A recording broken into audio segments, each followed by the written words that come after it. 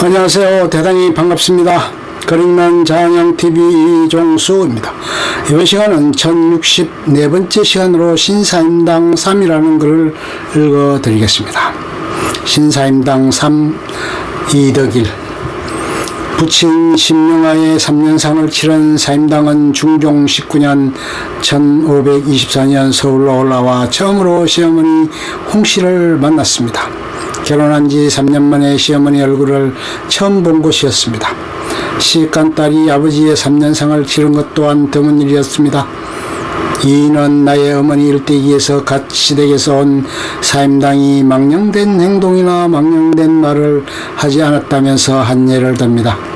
하루는 친족회의가 있어서 여자들끼리 모여서 웃고 이야기하는데 사임당은 아무 말이 없었습니다. 홍씨가 새 며느리는 왜 말이 없는가라고 묻자 사임당은 무릎을 꿇고 여자는 문 밖에 나가지 않아서 본 것이 없는데 무슨 말을 하겠습니까? 라고 답했습니다. 이는 이 말에 모든 좌중이 부끄러워했다고 전하지만 혼인한 지 3년 만에 처음 시댁에 온 새 며느리의 말에 부끄러워했을 것 같지는 않습니다. 아마도 신사임당의 다재다능한 재능에 놀랐을 수는 있습니다. 이는 모친에 대해 어려서부터 경전에 능통하였고 글도 잘 지었으며 글씨도 잘 썼고 바느질도 잘하고 자수도 잘 놓아 정묘하지 않은 것이 없었다고 할 정도였습니다. 과거 급제 소식이 없던 남편에 비해서는 확실히 뛰어난 여성이었습니다. 그러나 여자는 문 밖에 나가지 않아서 본 것이 없다고 운운한 사임당은 다시 문 밖을 나가 강릉으로 갑니다. 나의 어머니 일대기에는 다음과 같이 적혀 있습니다.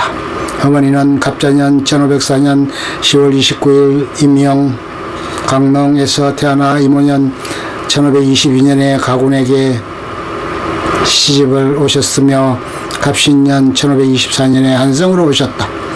그 뒤에 임영으로 건친을 가 계시기도 하였고 봉평에서 살기도 하다가 신축년에 다시 한성으로 돌아오셨다.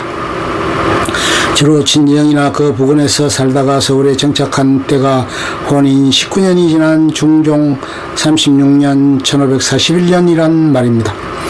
혼인 19년 만에야 사임당은 시댁으로 들어왔습니다. 이때 사임당은 어머니와 울면서 헤어지고 대관령 중턱에서 친정을 바라보며 시를 짓습니다. 학의 머리 대신 어머니를 강릉에 두고 이 몸 혼자서 홀로 떠나는 마음 돌아보니 북촌은 아득도 한데 흰구름 지는 곳에는 저녁 산만 푸르네. 마지막 구절에 흰구름을 쓴 이유가 있습니다. 당서 적인걸 열전에 따르면 적인걸이 태행산에 올렸다가 남쪽을 바라보니 흰구름이 외롭게 날고 있었습니다. 그는 좌우에 내 부모님이 계신 곳이 저 구름 아래이다 라면서 어두권이 있어서 바라보았는데 구름이 옮겨갔다는 고사가 있습니다. 사임당이 시를 지을 때 당서의 고서를 인용할 정도였으니 어려서부터 경전에 능통하였다고 쓴 것이 과장이 아닌 셈입니다. 사임당이 과거를 봤다면 급제했을 것인데 9번의 과거에서 모두 장원의 구도 장원공이란 별명이 붙었던 이의 머리는 어머니를 닮은 것이 분명합니다.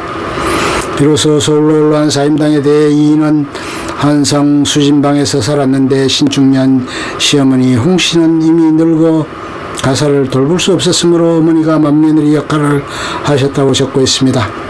사임당이 서울로 올라올 수밖에 없었던 이유가 시어머니가 너무 연로해 가사를 돌볼 수 없었기 때문이란 것입니다. 19년의 친정살이를 허락했으니 시어머니 홍씨도 훌륭하다고 할 수 있고 또한 그때의 사회 풍습이 친정살이가 흉이 되지 않았다는 이야기도 됩니다. 혼인 후 19년간 사임당은 친정인 신씨 사람이었지 이씨 사람이 아니었습니다. 중종 31년 1536년 율곡 2를 낳은 곳도 강릉부 북평촌 친정이었습니다.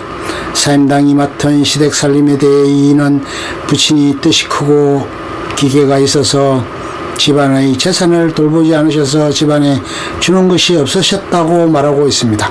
벼슬도 못하면서 씀씀이가 컸다는 이야기니 집안이 넉넉할 수가 없었던 것입니다.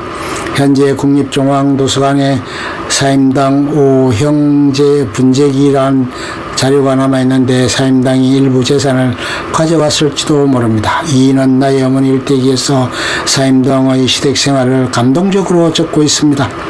어머니께서는 절약하시면서 어른을 복양하고 아랫사람을 양육하셨는데 모든 일을 자신의 마음대로 하지 않고 반드시 시어머니께 먼저 알리셨다.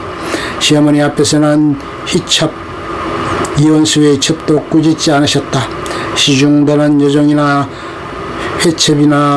희첩이나 모두 따스하게 말씀하시고 안색도 항상 온화하셨다.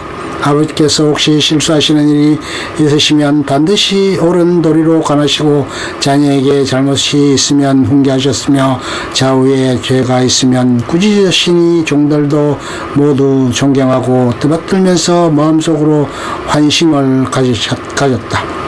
결혼 후 19년 만에 시댁에 들어갔지만 며느리, 아내, 어머니의 예를 다하여 지냈던 셈입니다. 우리가 흔히 오해하고 있는 것처럼 결혼 후 곧바로 시댁살이를 했던 것이 아니지만 자신의 삶을 살아가면서 시댁에 대한 도리 역시 저버리지 않은 신사임당, 지금으로 따져도 참 멋진 여성입니다. 끝! 좋으면 좋아요, 구독, 알림 설정 눌러주세요. 감사합니다.